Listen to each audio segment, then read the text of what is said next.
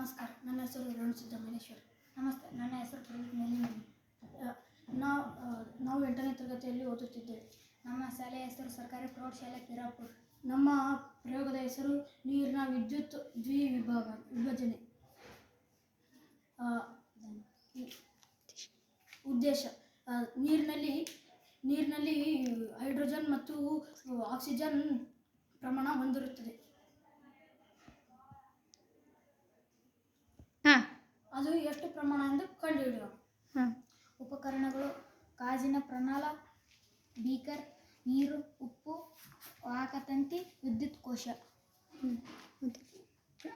ವಿಧಾನ: ಮೊದಲ ಒಂದು ಬೀಕರ್ನಲ್ಲಿ ಅರ್ಧದಷ್ಟು ನೀರು ತೆಗೆದುಕೊಂಡು ಎರಡು ಗಾಜಿನ ಪ್ರನಾಳಗಳನ್ನು ತೆಗೆದುಕೊಂಡು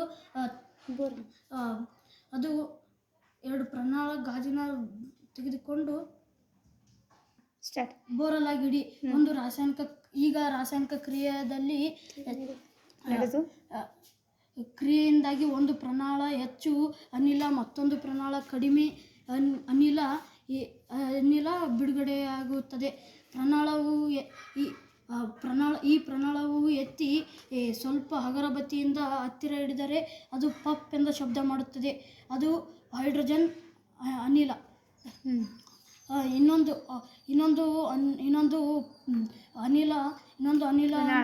ಇನ್ನೊಂದು ಪ್ರನಾಳವನ್ನು ತೆಗೆದುಕೊಂಡು ಸ್ವಲ್ಪ ಮೇಲೆ ಎತ್ತಿ ಅಗರಬತ್ತಿಯನ್ನು ಹಿಡಿದರೆ ಅದು ಪ್ರಕಾಶಮಾನವಾಗಿ ಶಬ್ದ ಮಾಡುತ್ತದೆ.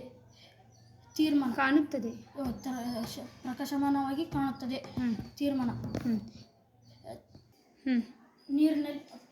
ತೀರ್ಮಾನ: ನೀರಿನಲ್ಲಿ ಹೈಡ್ರೋಜನ್ 2 ಪಟ್ಟು ಇದ್ದರೆ ಆಕ್ಸಿಜನ್ 1 ಪಟ್ಟು ಇರುತ್ತದೆ ಎಂದು ಈ ಪ್ರಯೋಗದಲ್ಲಿ ತಿಳಿದು ಬರುತ್ತದೆ. ಧನ್ಯವಾದಗಳು.